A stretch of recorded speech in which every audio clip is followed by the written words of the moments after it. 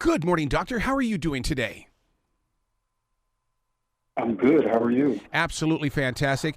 I got to tell you, holding this book in my hands, I feel like that child again in the school library that has found a book that gets inside the imagination in so many different ways. I know the feeling. Yeah, it truly is. I'm just so excited. Magnolia Flower is out in the world for precisely that reason. Every page is bright, beautiful, poetic. There's so much emotion within this story, and for you to grow this story forward in a modern world, it says a lot about your heart. Well, it's interesting you mentioned the sort of emotionality, because I remember when I think it was the spring of 2020 when I first read again Magnolia Flower, Zora Neale Hurston's short story in 1925. And as the story was ending, I felt that sort of just this overwhelming sense of joy that comes with a beautiful love story. And that's precisely what I wanted to adapt and translate for children. And don't you think that by releasing this book, you're speaking in a language that says, this is you, this is your life. Yes, she does look like you. Yes, this world here is something that isn't as tame as what we are these days, but in reality, we're not so tame. Exactly. And I certainly think there's going to be so many people, whether they look like Magnolia Flower or don't, there's going to be so many kids who are going to see themselves in Magnolia. But I also think that, we're living in a difficult time. And just as Magnolia Flower was living in a difficult time, one of her parents fled slavery. Another one of her parents fled the Trail of Tears, the forced relocation of Native people from the southeast to the other side of the Mississippi River.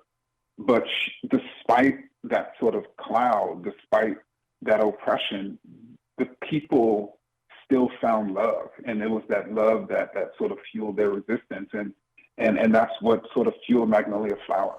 You know what a lot of people don't understand, Doctor, is how close those two things were in the everyday world of those times. Meaning that and it was so shocking to me in the studies of history that I've done, how we went from the Civil War to the Trail of Tears, and how those things were happening side by side, back to back, and it's like we cannot lose these stories in time. We can't. It's important for us, particularly when we think about the southeastern United States, Yep. that oftentimes when Native people were driven off their land in Florida, in Georgia, Mississippi, that typically coming behind them were enslaved Africans. And so, the genocide and the forcing of Native people off their land was really the first act, and the second act oftentimes became slavery. And so they're deeply connected in U.S. history. The book we're talking about is Magnolia Flowers. Some listeners may go, what do you mean? It's new? This book is not new, but I love the idea that you've taken this story from 1925, which, my God, it was almost 100 years ago, and you have planted it in the present. And I think that really shows the staying power of Zora Neale Hurston, one of the legendary American writers. Her most famous novel, Their Eyes Were Watching God, could have been written yesterday. And I think it's the same thing for her short stories. And, and certainly Magnolia Flower is one of them. So do you believe in the theory that when we put pen to paper or put our fingers on the computer keyboard, dear future reader, basically it may be about the now when we're creating the story, but in reality, dear future reader, whoever picks it up in the future is going to, it follow right along. And that's part of the beauty of writing, Mm-hmm. of a story, of whether it's written or even if it's passed down, is that it's immortal. It has the capacity to be immortal. But one of the ways it can be immortal is if we continue to appreciate it and pass it on. And that's one of the things I'm excited to be doing with Zora Neale Hurston's work. Yeah. Once again, back to the cover, only because, and I'm not judging a book by its cover, but I'll tell you, I love this cover. And one of the things that sticks out with all of this beauty illustrated by Loveis Wise. Is that, do you pronounce the name Loveis Wise? Yes, their name is pronounced Loveis Wise. Wow. And they did, I mean, just an incredible job.